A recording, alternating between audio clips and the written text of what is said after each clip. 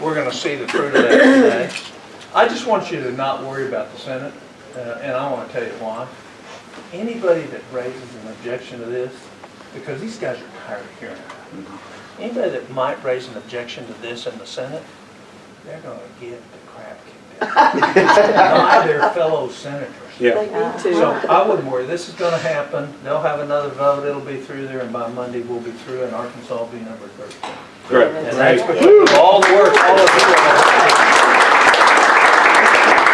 I've done a lot of radio. I was on KARN at 6:30 in the morning on, or 7:30 in the morning on Saturday, and talking about this issue.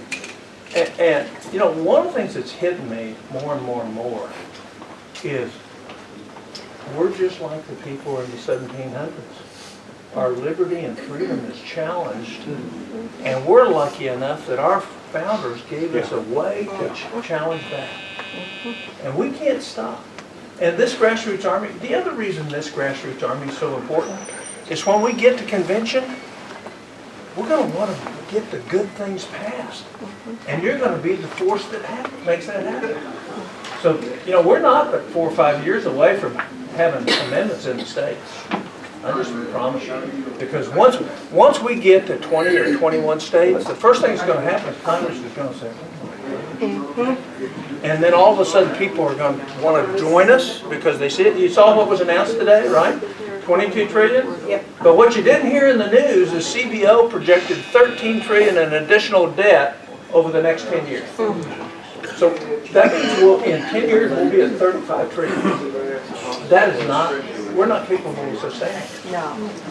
So it's going to come because the people in Washington won't make the hard choices that are necessary to keep us with our liberty.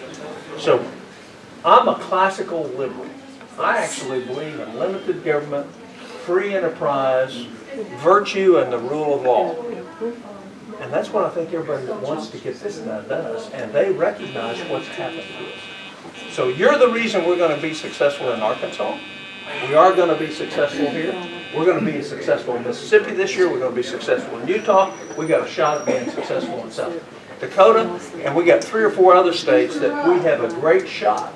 So we could get 7 or 8 more states this year. This year. So I'm kind of excited about what's going to happen this year. But you're going to be number 13. And you're going to start the race. Yes. So thank you for what you've done. There's nothing minor about this work. That's right.